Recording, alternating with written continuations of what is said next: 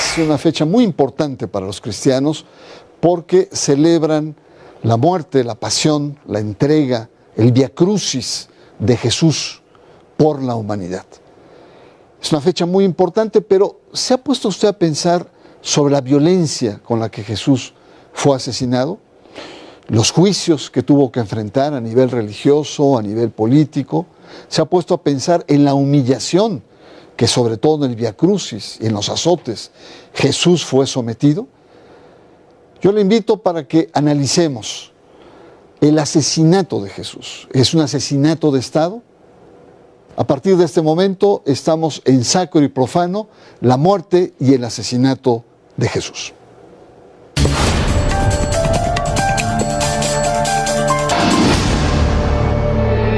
La Semana Santa, junto con la Navidad, es uno de los momentos litúrgicos más intensos de todo el año en la religión cristiana. Se celebra la pasión y resurrección de Jesús. La historia nos muestra una detención arbitraria de Jesús de Nazaret, con interrogatorios bajo presión, juicio sumario y tortura. Para el cristianismo, el asesinato de Jesús de Nazaret es un hecho fundante. Es una mirada al pecado del hombre y la bondad de Dios. La muerte de Jesús fue una conjuración que fusionó la injusticia, la crueldad con intereses políticos y religiosos. Se sentenció a un hombre inocente que fue azotado y ejecutado bajo un brutal método, la crucifixión.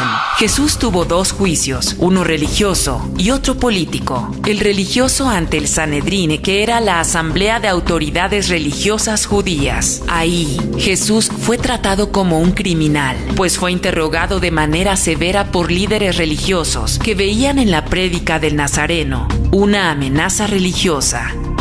Marcos y Mateo narran que el Sanedrín condenó a Jesús a muerte por blasfemia al declarar ser el Mesías, Hijo de Dios.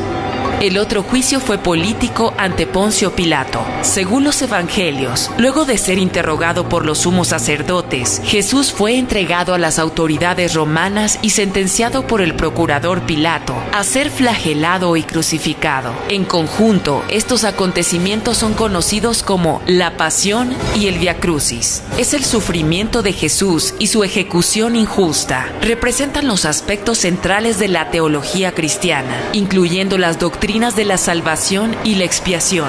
Jesús de Nazaret muere en la cruz, el principal símbolo del cristianismo, considerado como un árbol de salvación. La crucifixión de Jesús es un hecho narrado en los evangelios que describe un asesinato de Estado. Dicha muerte es el fundamento de una de las religiones más importantes de la humanidad, el cristianismo. Muy buenas noches, bienvenidos a Sacro y Profano. Esta noche vamos a conversar sobre un tema que es muy recurrente en Semana Santa y que es la muerte, la pasión y la resurrección de Jesús. Pero hay un hecho histórico y es el asesinato de Estado. Es una muerte violenta en torno a Jesús que va a devenir en una de las más importantes religiones en la historia de la humanidad. Y para ello vamos a conversar con Amparo Lerín. Muchas gracias por estar acá. De entrada, Amparo, ¿por qué y cuál es la significancia de esta muerte violenta de Jesús? Bueno, es un hecho histórico, pero decisivo para la fundación del cristianismo. Si Jesús no hubiera muerto, no habría cristianismo. Si Jesús no habría resucitado, tampoco tendríamos esperanza. Por eso la muerte de Jesús es tan importante para la fundación del cristianismo. Pero también debemos decir que la muerte de Jesús es importante porque si hubiera sido después de la muerte de Jesús, no habría pasado nada, pues nada hubiera pasado realmente. No habría cristianismo, no habría esperanza. En un inicio, primero las mujeres, después los varones, los discípulos, comienzan a declarar, Él vive, Él vive. Y porque Él vive es que tenemos esperanza. Su muerte no fue una muerte sin sentido, no fue una muerte inútil, fue una muerte que no fue también casual, sino que fue el desemboque de un desarrollo histórico de eventos. Hay algunos teólogos que dicen que fue un error la muerte de Jesús, pero no es así.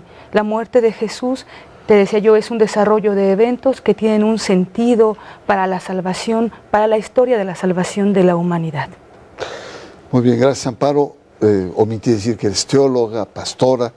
Bienvenida nuevamente a Sacro y Profano. Padre Alberto Medel, 2000 años de historia. Han pasado 2000 desde la muerte de Jesús. Es un hecho. Ahora, no es cualquier muerte, es una muerte violenta, es una muerte ruda, es una muerte histórica. ¿Qué representa esto? Bernardo, te saludo, Amparo, mucho gusto estar con ustedes. Pues la muerte de Jesús cristaliza toda la maldad humana, todo aquello que sale del corazón humano, todo aquello malo que tiene su origen en el corazón humano, se cristaliza ahí. En ese sentido se vuelve como paradigmática, ejemplar, lo que vemos a lo largo de la historia de la humanidad, de tanta maldad, guerras, hambrunas, injusticias, violencia, todo está reflejado ahí. Entonces, en ese sentido, es un verdadero paradigma de todo esto. Y sí, desde un punto de vista, desde el punto de vista puramente humano, como un suceso histórico, efectivamente lo podemos calificar como un verdadero asesinato, ¿no? En el que confluyen muchos intereses, en el que confluyen pues muchas situaciones pues diversas históricas, tanto para el Imperio Romano como para los mismos judíos, ¿no? Pero el personaje fundamental, por supuesto, es Jesús, y Él es el que le da el sentido completo a todo este acontecimiento en el que, insisto, confluyen muchas cosas, porque si nos vamos un poco atrás de la misma predicación de Jesús, Él dice claramente que a Él nadie le quita la vida, Él la da libremente. Esta es la primera clave de interpretación, incluso mirándola como un asesinato, como tú has dicho, de Estado. Todo esto tiene que interpretarse a la luz de esto. De hecho, tenemos 4 relatos, ¿no?, que nos ayudan a comprenderlo, a profundizarlo, pero desde distintos ángulos, y yo creo que es una aproximación. Muy bien, pues muchas gracias. El tema aquí es fascinante. Yo un poco estoy forzando a una teóloga y a un sacerdote a que entremos en una reflexión más histórica y sociológica, pero indudablemente que los elementos teológicos son centrales. La muerte, el asesinato de Jesús. Y una perspectiva histórica, sobre todo en tiempos en donde en la Semana Santa pues se le invoca.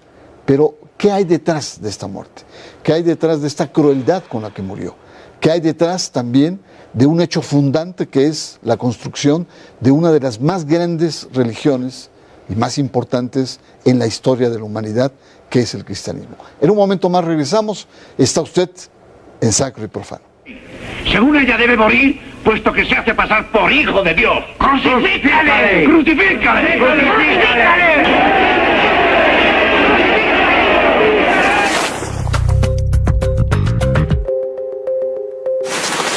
La muerte, el asesinato de Jesús es el tema de esta noche aquí en Sacro y Profano, y quizás estoy un poco abusando de nuestros invitados, son teólogos, pastores, y yo los quiero forzar a ir más al terreno de la historia, de elementos más sociológicos, pero bueno, son muy generosos ustedes. Estamos para Amparo, explícanos, históricamente, ¿quién mata a Jesús?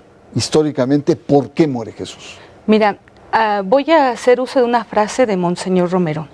Se mata a quien estorba.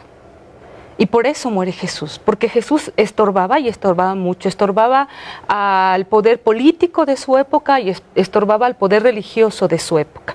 Recordemos que Jesús era profeta, como Amós, como el mismo Monseñor, y por eso muere. El Evangelio de Mateo nombra a Jesús como profeta. Y después hace un reclamo el Evangelio de Mateo y dice: Jerusalén, Jerusalén, que matas a tus profetas. Por eso muere Jesús. Hay que también hacer énfasis de los poderes políticos y los poderes religiosos que estaban en aquel tiempo, pero yo me voy a enfocar a los poderes religiosos, los que encabezaron la persecución para desembocar en la muerte de Jesús. En primer lugar estaban los fariseos, ¿no?, con su moralismo exacerbado, con sus reglas rigurosas. Estaban también persiguiendo a Jesús los sumos sacerdotes.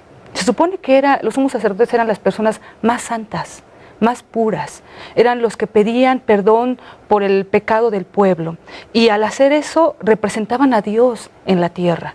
Sin embargo, se habían corrompido totalmente por el negocio que significaba el templo. Ellos también persiguieron a Jesús.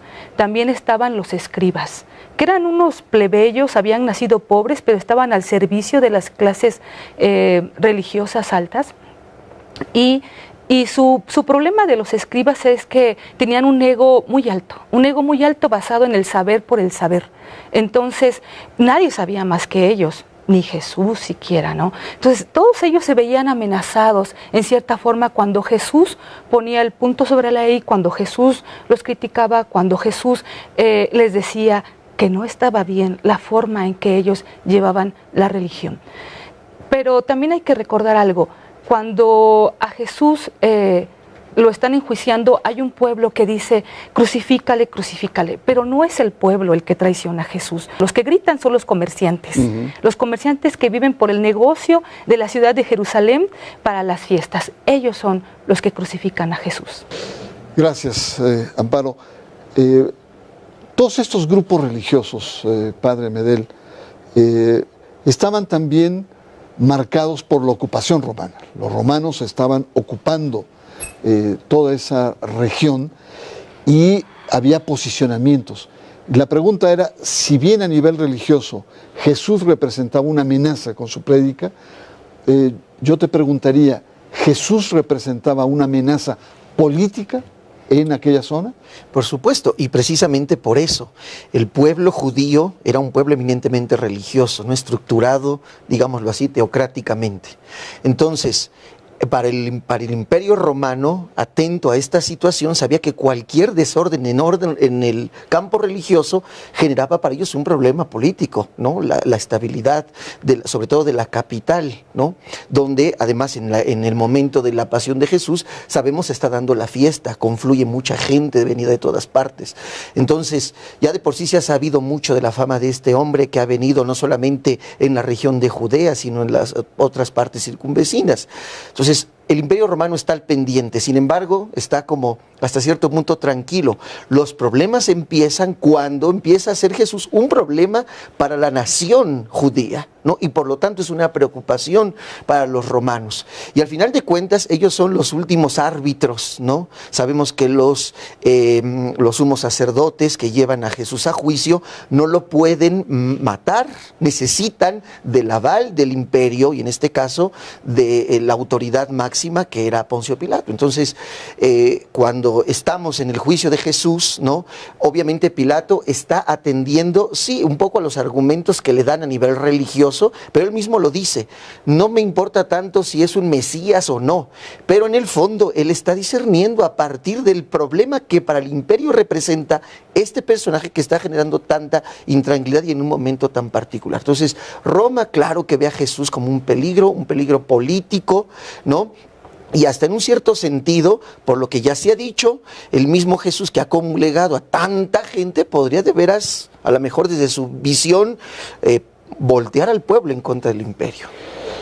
Claro, entonces no solamente es religioso, sino también es político y está acompañado por una gran popularidad que es la prédica y esta entrada espectacular que hace a Roma, lo que celebra el Domingo de Ramos.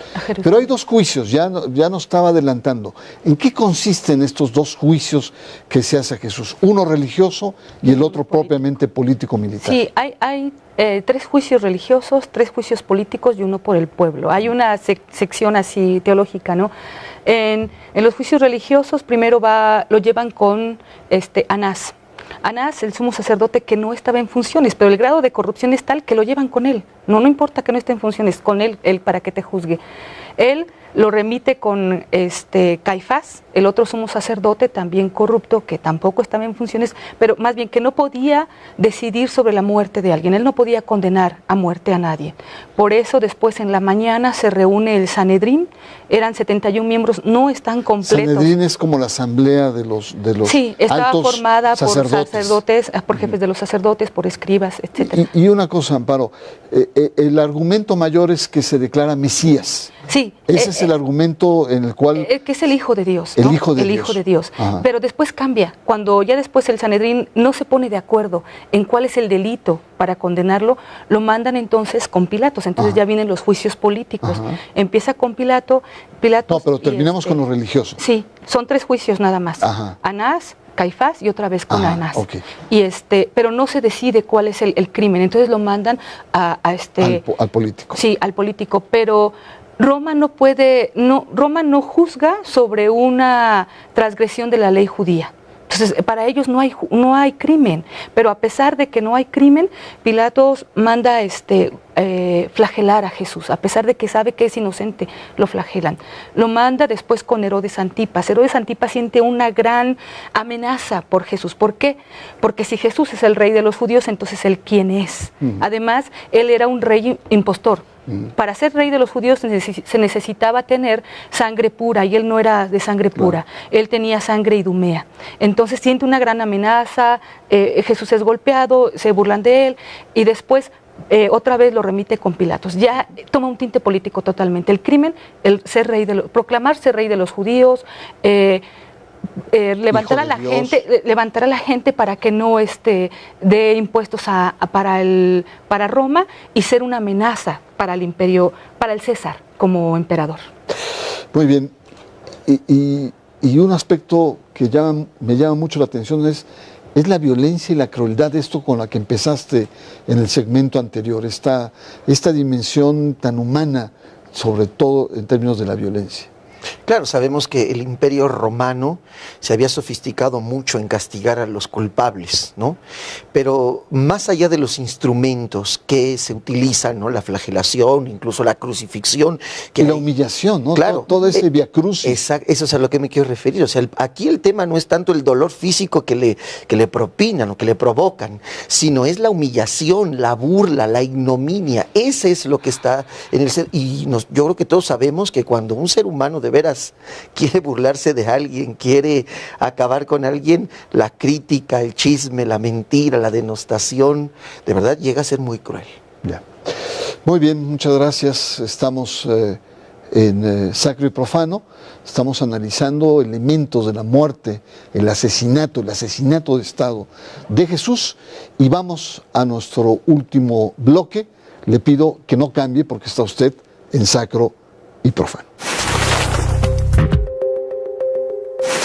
La muerte, el asesinato de Estado de Jesús, un hecho fundante en la cultura de la humanidad, como es la construcción del cristianismo. Padre Medel, ¿es una muerte que pudo haber sido evitada? ¿O era un plan de Dios, como hay algunas interpretaciones teológicas? ¿Cuál es tu planteamiento? A lo mejor en lo concreto se pudo haber evitado, ¿no? La forma como pasó, ¿no? Sí. Por supuesto que sí, pero no la muerte redentora de Jesús, porque de alguna otra forma debió haber sucedido. Ajá. Porque ese era el objetivo de la presencia de Jesús entre nosotros. Él vino a morir, vino a dar la vida, y además porque de esa forma Él ratifica todo lo que ha predicado. Es decir, ahí llega a cumplimiento toda su predicación y su misión. Entonces, tal vez en las formas se puede haber dado de otras muchas posibles, pero de que debía haber muerto y de una forma así cruenta, precisamente por lo que decía al principio, porque asume en sí toda la maldad humana, y de alguna manera se debió haber dado como un reflejo de la maldad humana, sin duda. Y la crueldad, porque realmente, si lo viéramos en términos actuales, todos sus derechos humanos fueron violados, desde los religiosos, porque fue aprendido, hasta tuvo un juicio parcial, y la humillación frente a la población. Decía yo también hace un momento que cuando nosotros actuamos cegados por la maldad, somos capaces de todo. Y eso es lo que demuestra la pasión de Jesús, es lo que quiere mostrar, que finalmente Él da la vida porque nosotros hemos introducido el mal con sus nefastas consecuencias en el mundo, y Él las asume y las redime. Bueno, volvamos entonces. Este hecho, ya más en plan teológico, es portador de un mensaje fuerte y además una transmisión que dura 2000 años. Así es. Y la resurrección también, que es un elemento, no solamente es la muerte, la pasión, sino también el vencer la muerte a pesar de que haya sido humillante. ¿Qué significado tiene esto para el cristianismo? Es fundamental, es fundamental. Si no hay esa esperanza de la resurrección, no hay cristianismo, decía yo al principio. Cuando Jesús es muy consciente de su muerte, la sufre e incluso la provoca. Y es tan consciente que hay en el pasaje donde está en la mesa, les dice a los discípulos, a las discípulas que están ahí reunidos, no volveré a tomar de este jugo de la vid hasta que vuelva a estar con ustedes. ¿Sí? Y él está entonces ahí asegurando ya su muerte, pero también con la esperanza de la resurrección. ¿Por qué muere Jesús? Pues muere porque está en contra de los poderes que laceran la vida, ¿no? Y al morir derrota estos poderes. Al morir nos da la esperanza a nosotros también de la resurrección y de la vida eterna. Muy bien, llegamos al último bloque, en donde es una tradición de pedir sus conclusiones. Es decir, ¿cuáles serían como, digamos, la esencia para ti de todo esto que estamos viviendo y que se llama Semana Santa, la pasión, la Vía Crucis, la entrega, la inmolación de Jesús? Hay muchas formas de aproximarnos a contemplar esto, y yo creo que aquí está la clave. Para nosotros creyentes es contemplar. La contemplación exige, claro, la inteligencia, la razón, el mirar objetivamente las cosas, pero también dejarnos de alguna manera enamorar, robar por esto. La pasión se vive, la pasión para entenderla se vive con Jesús. Y cuando nosotros llegamos a entender este lenguaje, tratamos un poquito como de entender las razones más profundas por las cuales Jesús dio la vida por nosotros, que al final llega a ser un encuentro pues personalísimo, y yo creo que esta es la mejor manera de comprenderla en toda su amplitud. Amparo, tus comentarios finales. Cuando Jesús muere, el velo del templo se rasga de arriba hacia abajo. Ya no hay más discriminación, ya no hay más segregación.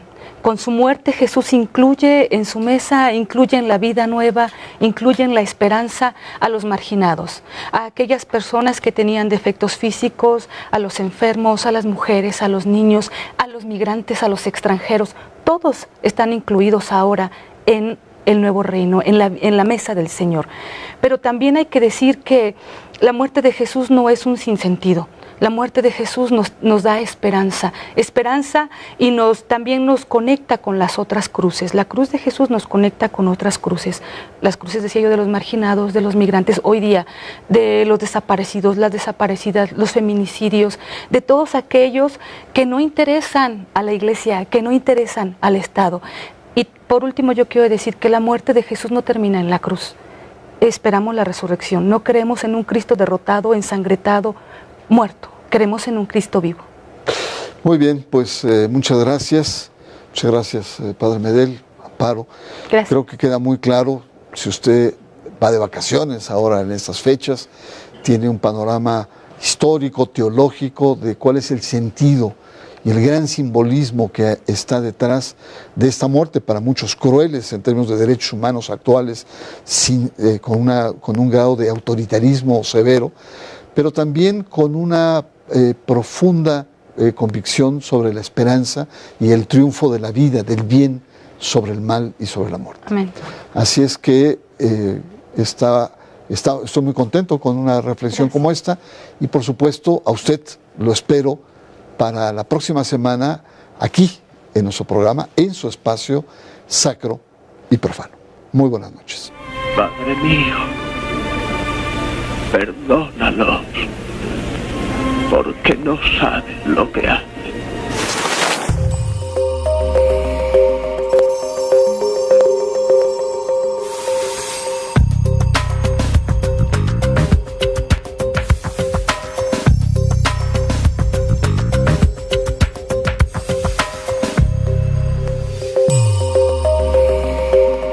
Fue sometido. Yo le invito para que analicemos el asesinato de Jesús. ¿Es un asesinato de Estado? A partir de este momento estamos en sacro y profano, la muerte y el asesinato de Jesús.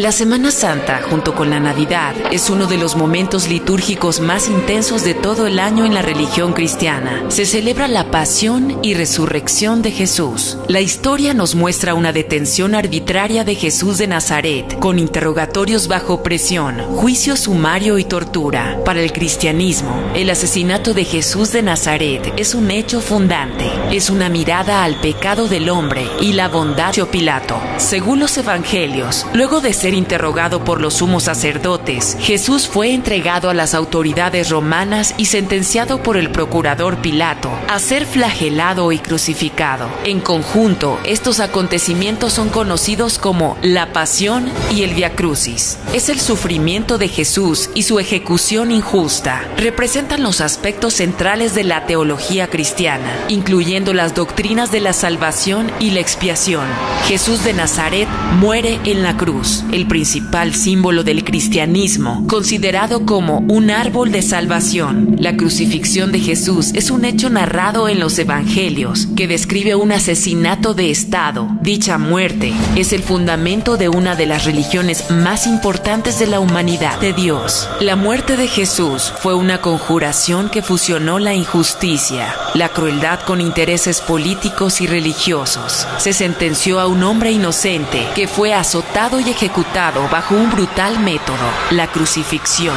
Jesús tuvo dos juicios, uno religioso y otro político. El religioso ante el Sanedrín, que era la asamblea de autoridades religiosas judías. Ahí, Jesús fue tratado como un criminal, pues fue interrogado de manera severa por líderes religiosos que veían en la prédica del Nazareno una amenaza religiosa. Marcos y Mateo narran que el Sanedrín condenó a Jesús a muerte por blasfemia al declarar ser el Mesías, Hijo de Dios. El otro juicio fue político ante Poncio, el cristianismo. Muy buenas noches, bienvenidos a Sacro y Profano. Esta noche vamos a conversar sobre un tema que es muy recurrente en Semana Santa y que es la muerte, la pasión y la resurrección de Jesús. Pero hay un hecho histórico y es el asesinato de Estado. Es una muerte violenta en torno a Jesús que va a devenir en una de las más importantes religiones en la historia de la humanidad. Y para ello vamos a conversar con Amparo Lerín. Muchas gracias por estar acá. De entrada, Amparo, ¿por qué y cuál es la significancia de esta muerte violenta de Jesús? Bueno,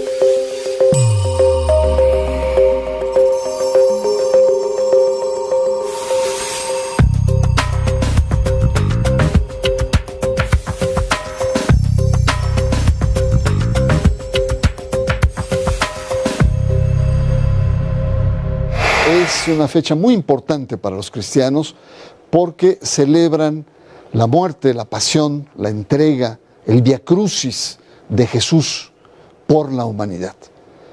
Es una fecha muy importante, pero ¿se ha puesto usted a pensar sobre la violencia con la que Jesús fue asesinado? Los juicios que tuvo que enfrentar a nivel religioso, a nivel político. ¿Se ha puesto a pensar en la humillación que sobre todo en el Vía Crucis y en los azotes Jesús